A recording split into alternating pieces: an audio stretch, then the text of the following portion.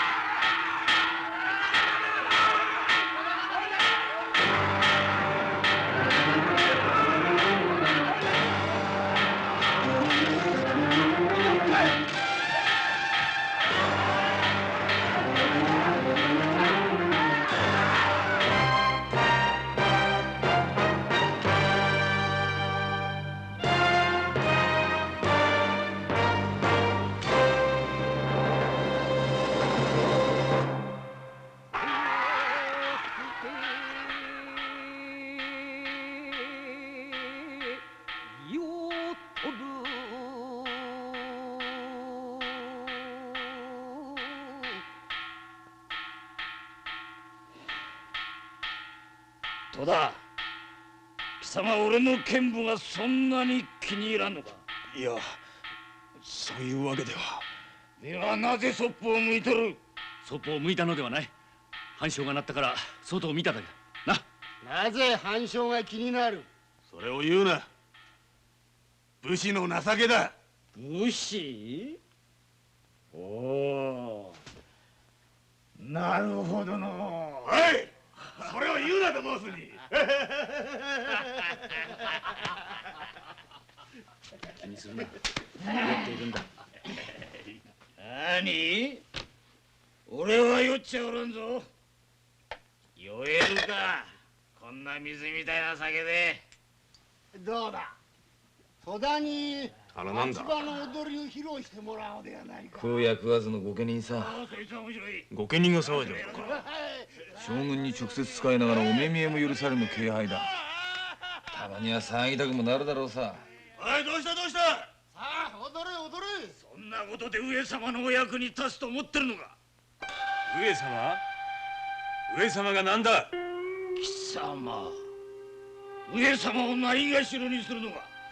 おい、俺たちはな、将軍直属の身だぞ。もう一度言ってみろ。戸田、いい間違いだったと言え。将軍家をそしったらどうなると思う。ああ、何度でも言ってやる。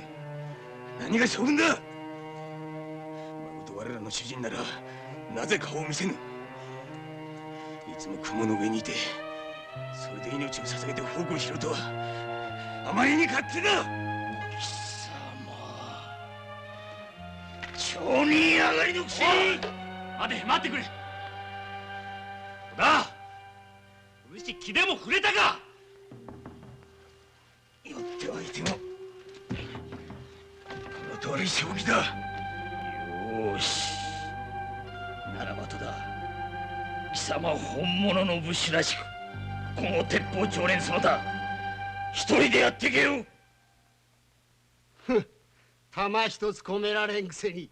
戸田、俺たちに逆らってお役が務まると思うな。謝るか。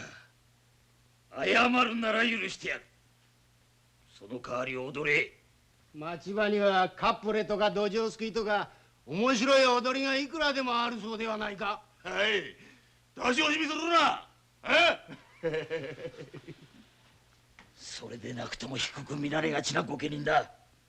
そこへ貴様のような町人が成り上がってくる。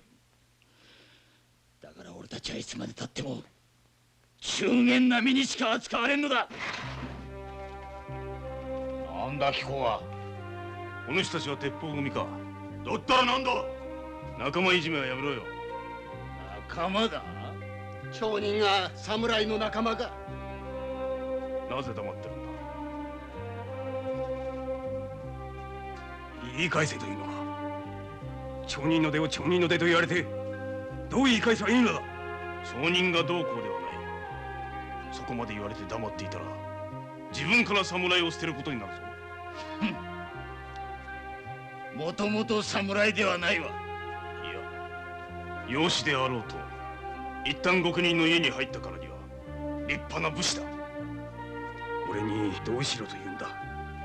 せめてこうしてやれと言うんだ。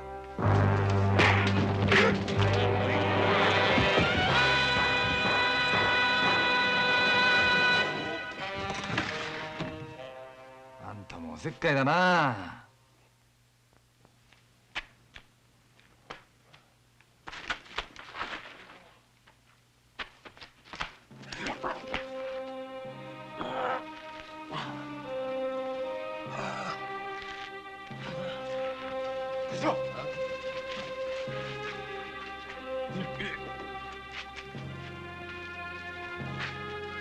お武家さん。お頭じゃありませんか。よし。ああ、頭か。は、俺はもう町人じゃねえ。鉄砲百人組、戸田弥八郎だ。何を言いやがる。八八でも八八郎でもいいじゃねえかい。そんなことは。これが侍だ。見てくれ、このざま。しょうがねえ。うちに来い。着替えさせてやるから。わしら。なんだよ。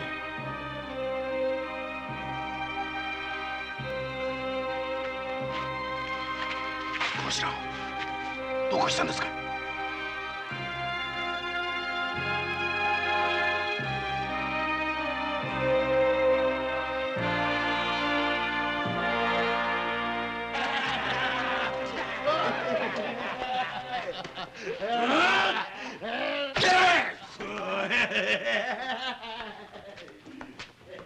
将軍の責任？そう。荒れてるのは御家人ばかりじゃない。旗本大名に至るまで不満は充満してるぞ。何の不満だ。あんたに言っても始まらん。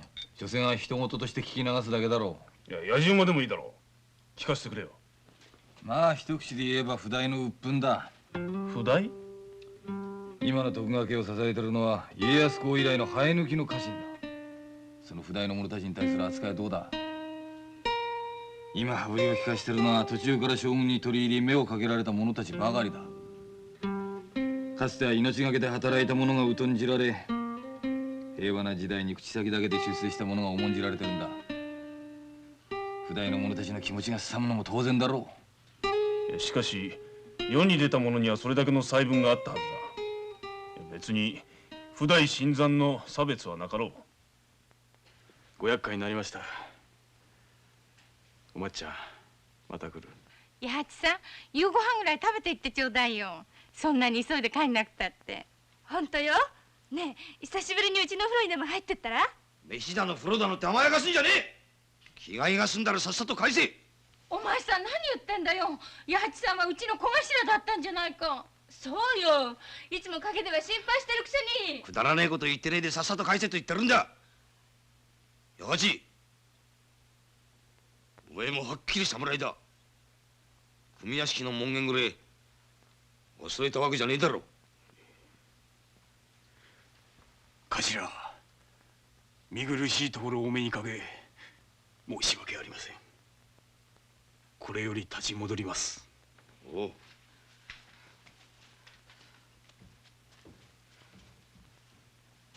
お前さん、なんていうこと言うんだよ。お前さんがそんな冷たい人って知らなかったよ。わ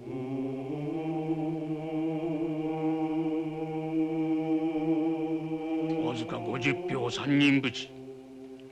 民も御家人のところへなど来てくれる用紙もなし。このままでは三河以来の家が潰れる。辰五郎、助けてくれ。戸田様、門なしの上に大酒飲みだった足の親父がお屋敷の前で倒れてからの大患い、身寄り頼りのねえ足の親父を死ぬまで面倒を見てくださった旦那だ。そりゃ言うまでもござんせん。できることなら命を投げ出してもお返しいたしやす。だがご覧の通りのお武家様には何の関わりもねえ火消しの家業でございます。その組の中から一人もらい受けたいのだ。旦那、超過から入るのは別に珍しい例ではない。頼む。この通りだ。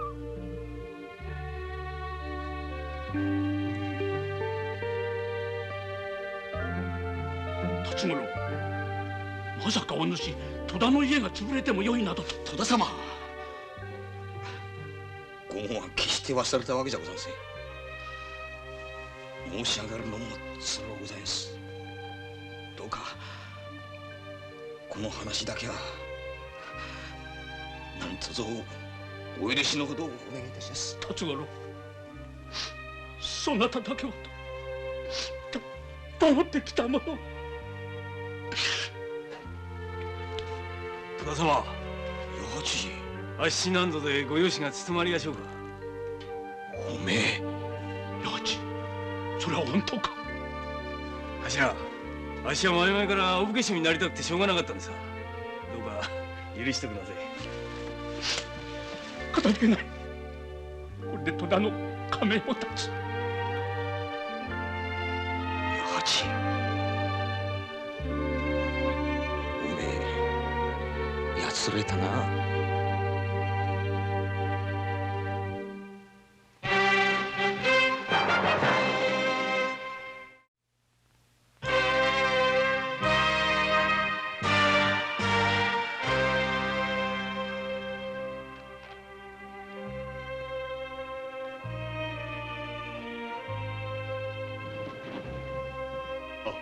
こちらでございましたか。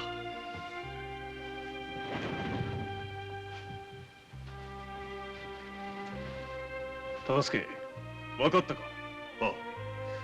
いわゆる譜代の者の不満と申しますのは、五代綱吉公以来側用人が幅を利かせ、その身内の者を重く用いましたため、勢い古くからの者が疎んじられることになりましたもので。どのぐらいの落ちこぼれがあるのか、普代新参の用いられ方について至急に書き出してくれんか。かしこまりました。それから鉄砲100人組の戸田弥八郎につき調べましたるところ、これが火消し辰五郎の身内より養子に入っております。何？金で御家人の株を買う町人さえいるほどではございますが、戸田家の場合は身分も低く貧しいため養子のなり手がなかったようでございます。辰五郎の身内だったのか。私の方としてはそのあたりまでしか分かりかねますが、詳細につきましては若年よりか目付けをお呼びになれば。いや、余が知りたいのは表向きのことではないのだ。吉宗の心をよぎったのは政治の難しさではなく、おそらく人の心の難しさであったろう。しかし五代将軍綱吉以来続いていた側近政治の廃止、歴代の臣の登用によるいわゆる譜代の公儀不信を一気に回復していったのも、やはり人心の機微を知る吉宗らしい足跡である。見に来てくれ。上様が譜代を大事にしようと仰せられたそうだ。やったぞ、紀州の山将軍。おい、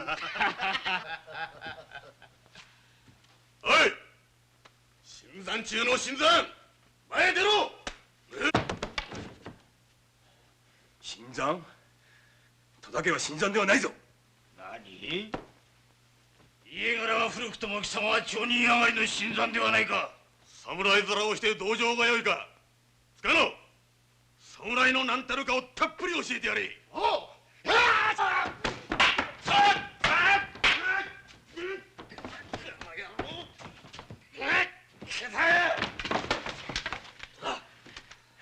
みんなもうやめろ。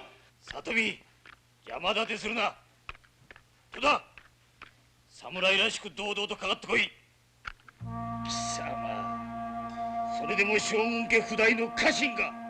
およしよ、なんだお前さんたち、お侍のくせしてたった一人を大勢でさ。何？町人は町人同士。おい戸田、心強い味方が現れたぞ。これは頼もしい。やわらの手合わせでも頼むか。おかみさん。おかみさんだ。そうか。こいつ元の方向先に言いつけたんだ。旦那のおかみさんが怒りに来たんだ。冗談じゃないよ。弥次郎さんはちゃんとしたお侍さんだよ。そんなことするような人じゃないよ。おかみさん、ここは侍だけの場です。どうかお引き取りください。無理するな、八八。おお、これは怒ったぞ。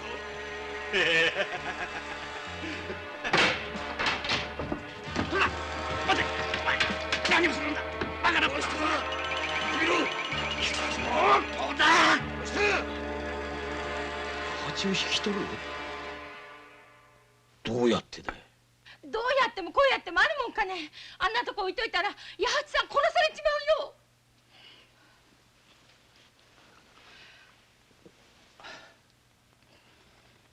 連れ出したところであいつはもう生きちゃいらんねえ。どうして？侍になったということはな、その家紋の中で死んでいくことだ。今さら飛び出したところであいつは帰る場所がなくなっちまう。こっから出てったんだからここへ帰ってくればいいじゃないか。あいつは恥を知りすぎてる。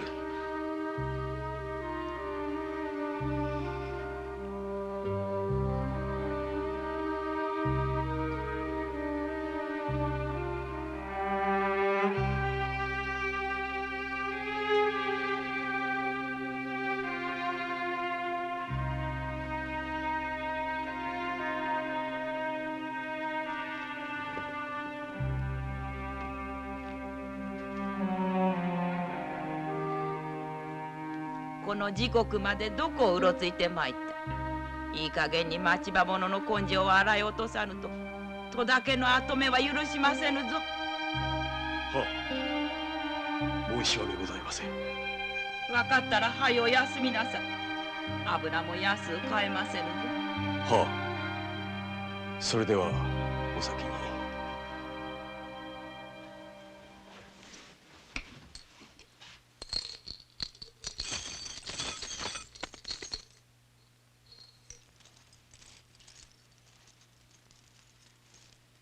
母上、おやすみなさいませ。おやすみ。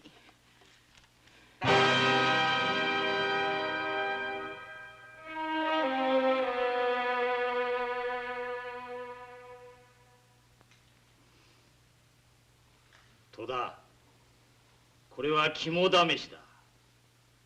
逃げるなよ。もうこんな遊びはやめろ。遊び？里見、これは鍛錬だぞ。お前、町人に借りでもあるのか。二言目には戸田のかばい立てばかりしよって。さあ、そろそろ止まるぞ。果たしてどこに止まるかだ。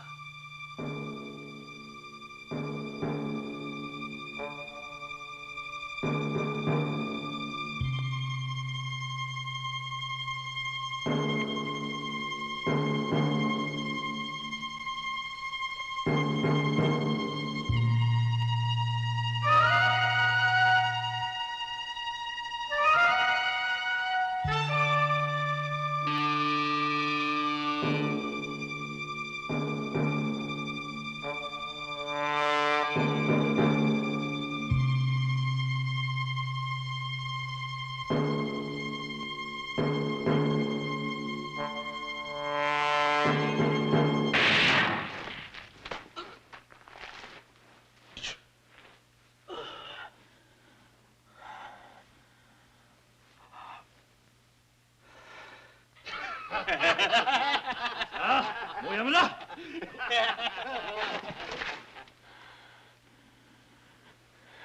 もう一度。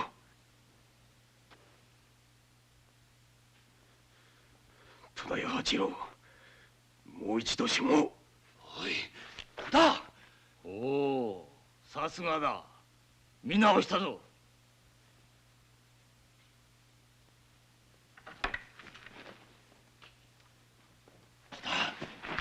どいてくれ。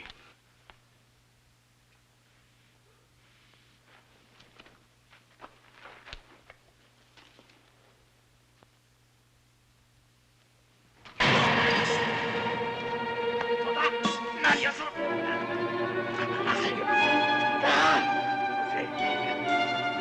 里見、手を離すんだ。やめろ。離せ。手を離せ。戸田、離せ。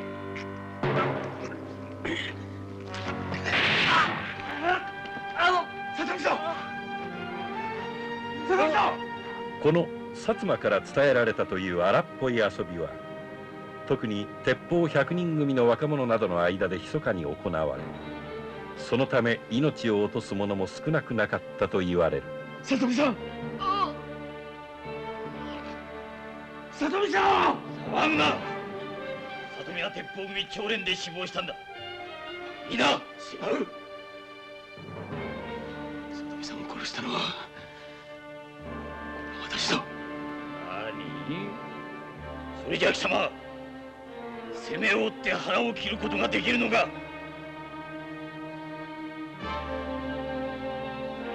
長連城の死ならともかく、私事で鉄砲傷はありえんのだぞ。そうだ。腹を切れるのか？切れるものか。証人の切腹などまるでこの方聞いたことないわ。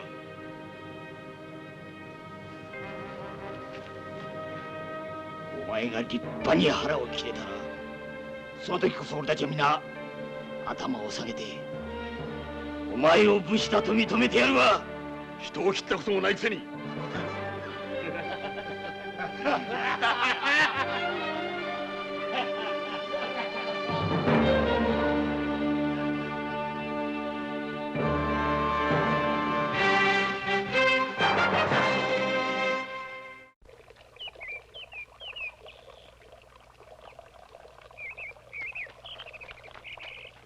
ご苦労だった。養子入りのいきさつは聞いたが、八八郎がなぜそこまで仲間内からいじめられるのだ。すべては御家人どものひがみから出ているものと思われます。ひがみ？はい。御家人は将軍家好きにありながら、生涯お目通りも許されることなく、身分の上でも町人と紙一重のところで侍と認められているほど低い立場にございます。その身分の低い御家人たちが、より低いはずの町人が仲間に加わり、同列として振る舞われましては。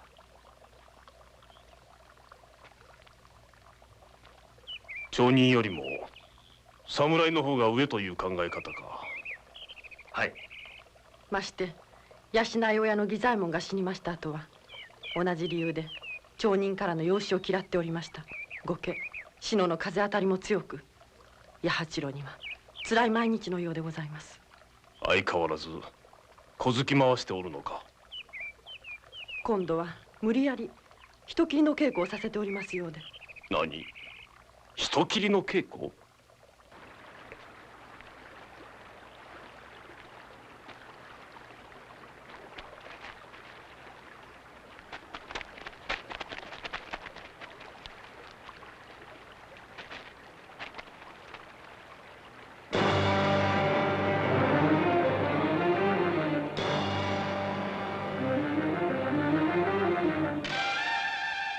いいな。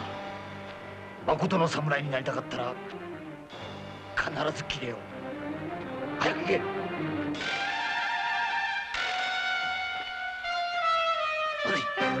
侍らしいぞ。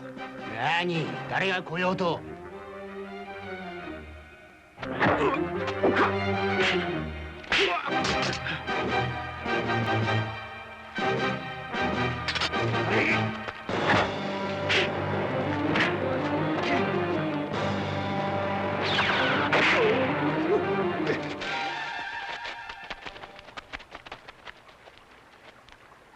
殺せ。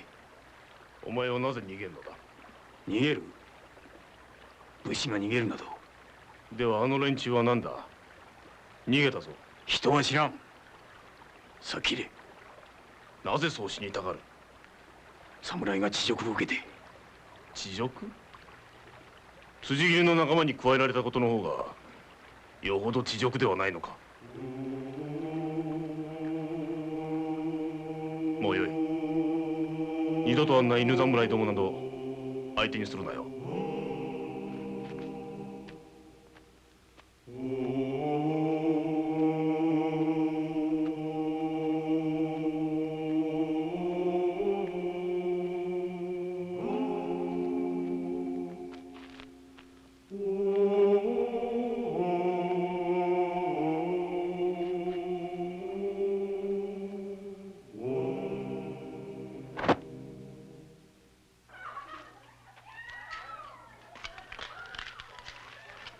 あんた、あん時の、確か戸田さんとか言ったな。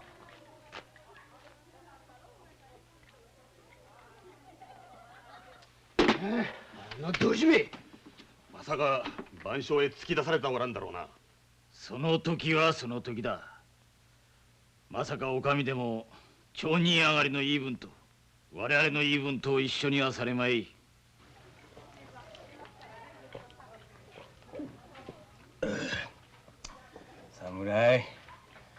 侍なんぞ人間のクズだ。はいはい。目の前にも一人侍がいるんだぜ。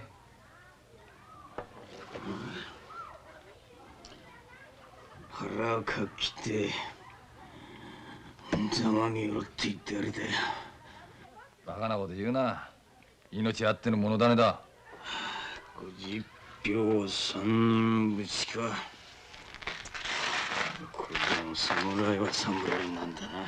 入ったな。悪酔いしちゃったよ。俺はもう帰る。お主と違ってな、門限がある身なんだな。やけを起こすなよ。これから譜代が見直される時代だ。譜代？御家人も立派な譜代だ。新参とは違う。俺は譜代でも新参でもない。じゃあなんだ？組の奴らに聞け。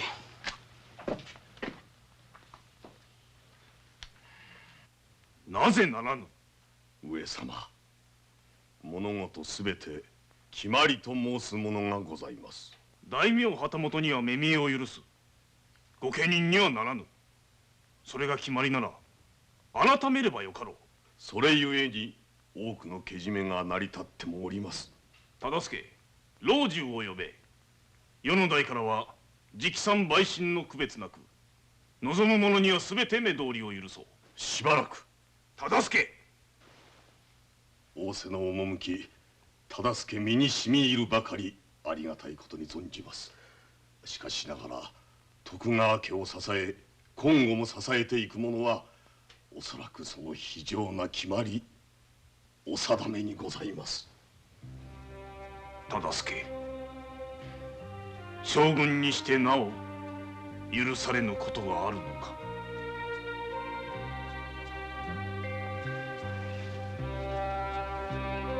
八郎、くじけるなよ。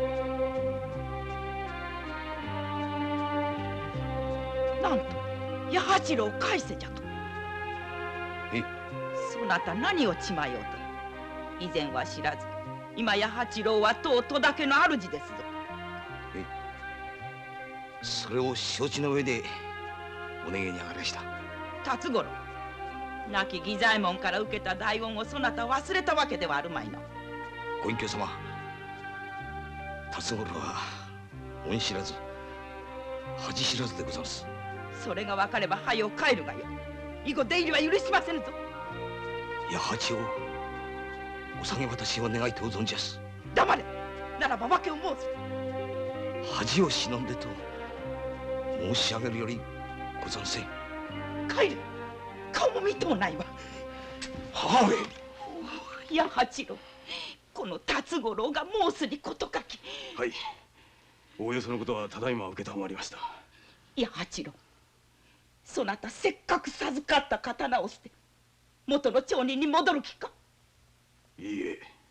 八八、何にも言わねえで俺と一緒に戻ろう。何おめえのことはな、ちゃんとこの俺が身の立つようにしてやる。何を言われます。私は戸田屋八郎。この家の他に住むべきところはございません。八八。おや八郎、さすがは義左衛門殿の眼鏡にかのうたものよ。よう申した。褒めてとらすぞ。八八、いいのかい。おめえは本当にそれでいいのか。さあ、もうお引き取りください。重ねて伺いましても同じこと。八八。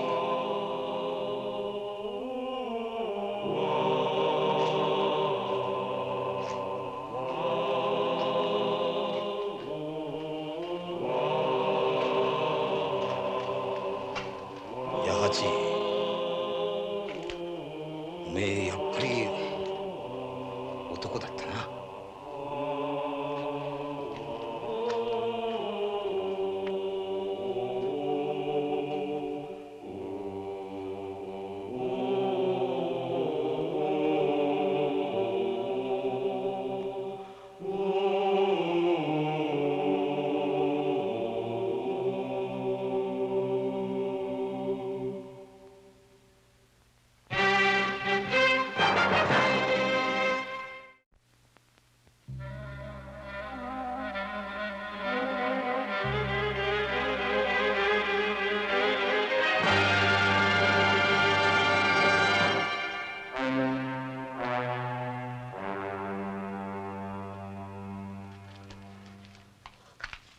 物好きだなお主。切腹の稽古か。腹を切るというのは罪人のすることだ。罪人？そうだ。武士が罪を犯した時のみ腹を切って死ぬ。そんな真似はよせ。お主旗本の生まれか。まあな。それも三男坊。普通では養子の口もかからない身の上だ。やめとけ。養子などになるものではない。そうかな。俺の養子先は御家人中真ん中の位で二班場というんだ。将軍家に仕えながら将軍の顔も知らん。俺はよく将軍と自分を引き比べてみるんだ。向こうはたまたま城の中で生まれたがゆえにそのまま将軍だ。俺は間違って外で生まれたためにこのざまだ。俺は一度でいいから将軍に聞いてみたい。同じ人の身でこの違いをどう思っているかということだ。大方将軍はこう言うだろう。同じ人の身、悩みも同じだと。悩みも同じ？気に入らぬ養子先で苦労しているところなんぞまるで瓜二つだ。するとお主も？うん、毎日毎日いびられ同士さ。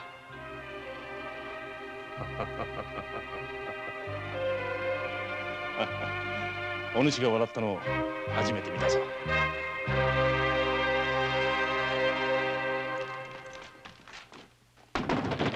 頼む！八八郎がお組屋敷で火を出した！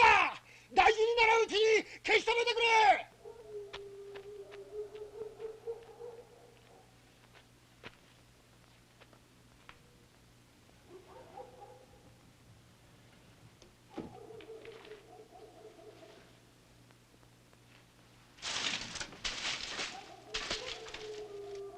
八八郎か。は。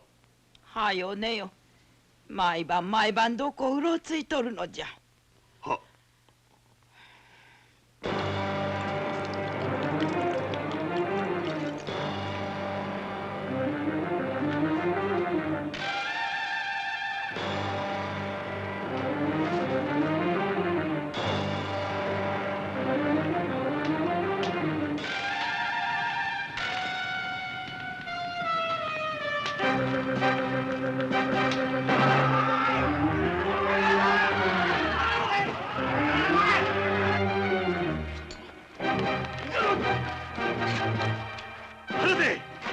様なんだ。い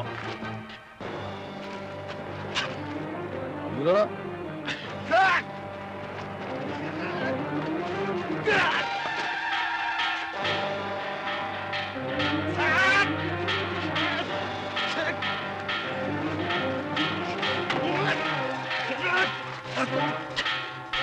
何やまで来い。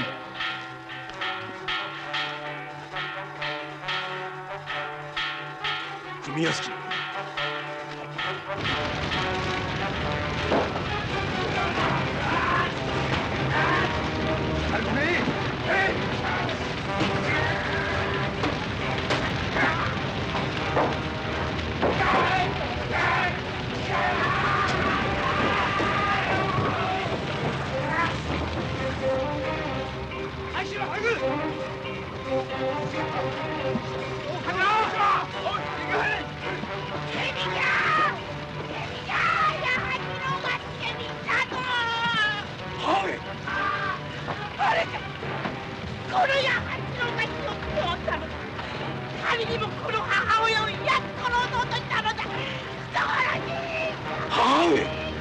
何を言われます。なあ、八重町、町人はやはり町人だったな。はい、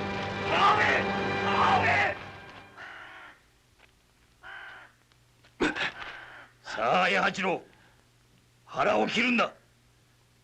どうした？あれほどなりたがってた武士になれるんだ。喜べ。今さら生きて戻れるか。貴様、自分の長屋から火を出したんだぞ。しかし私は何も。知らんなどと言えるか。火を出しただけで切腹者なんだ。だから町人だと笑われるんだ。八八郎、いいか。武士というのはな、言い訳せずに死んでいく者のことを言うのだ。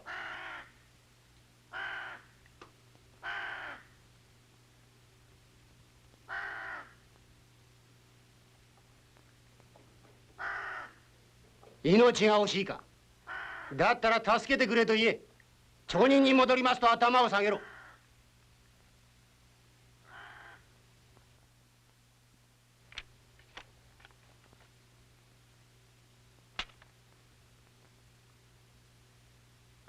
よーし、いかにも武士らしい態度だ。心置きなく腹を切れよ。解釈は俺がしてやる。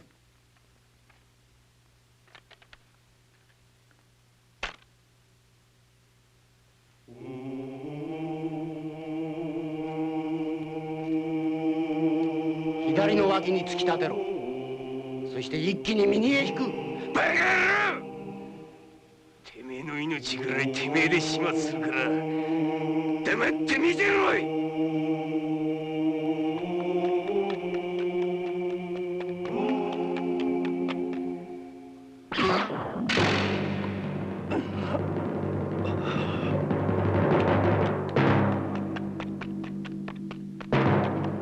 解釈してやれ。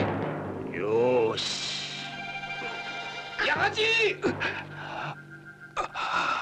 ほい、よし。八八、ほい、俺だ。わかるかい？頭。よし。俺はやっぱり火消しだ。まといを振って死にたかったぜ。おいおい、死んじゃダメだ。死んじゃダメだぞおめえ。八八、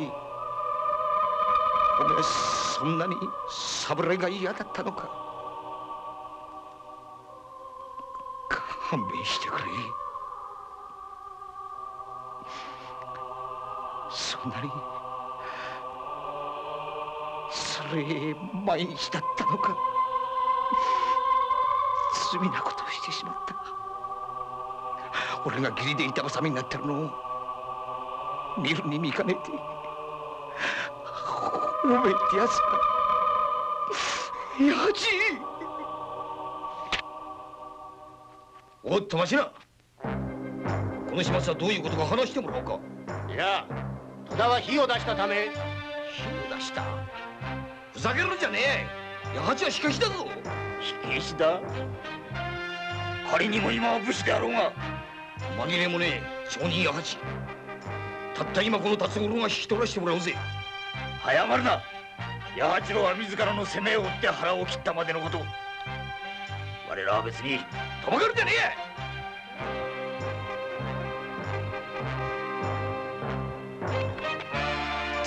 よくも八八をよっしゃ。沈まれ沈まれ。上様のお願いだぞ。沈まれ。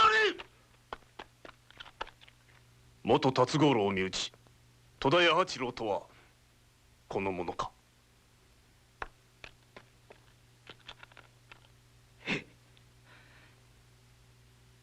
見てやっておくんなせ。これがあっしにとっちゃかけげのねえ男の死に顔でござんす。八八郎の死を無にさせぬため戸田の家名は立てさせよう。しかし八八郎の身柄はどうする。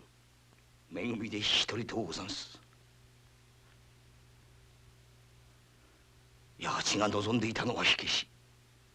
それが叶わねえ今生きてる頃も叶わなかったお目見えを許されることだけ。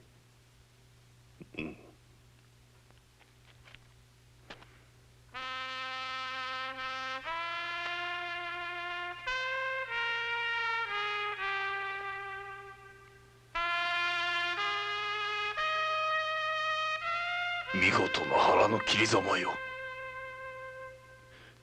立派な武士の死だ。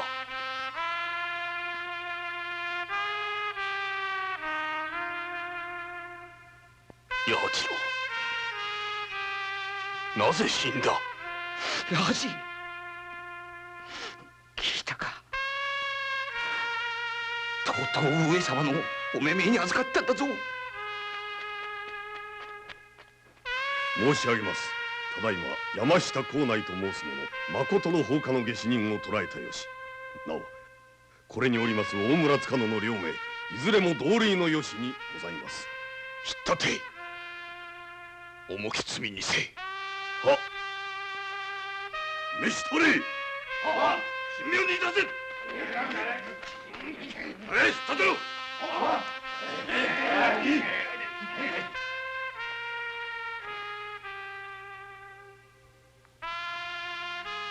辰五郎町人となるも武士となるも人の身は悲しいものだな。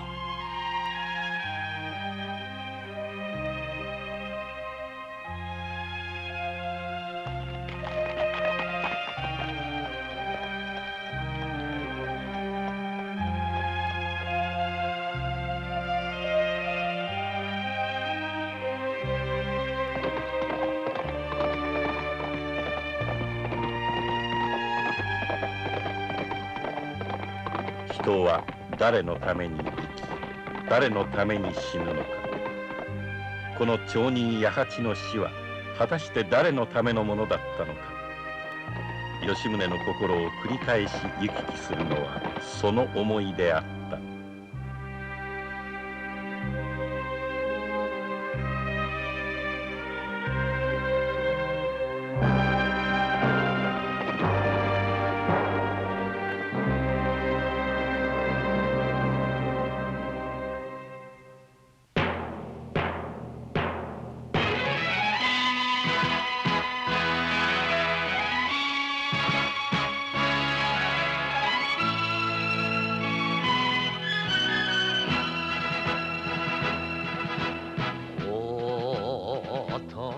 この俺が選んだ道だ。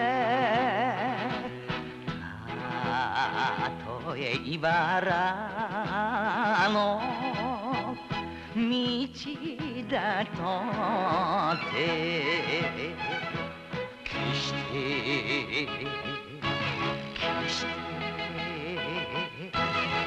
決して泣いたりはしないさ。負けてたまるか。ぐっと睨むこの目に血がたぎる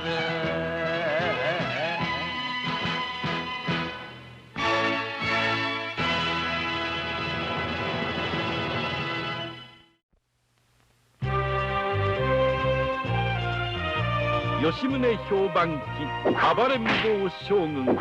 次回は武士の風上にもおける無礼な振る舞い、お幸組などとは片洗いたい。黙れ猛録じじい。文句があるんなら俺が相手だ。お秋さんはこの俺が後見人になってるんだ。お前さんまたどうしても連れてくったらしょうがねえな。ようやく武士らしく古の者の船ごとく堂々と冥土へ参れる時がな。次回人情あやめ菓子にご期待ください。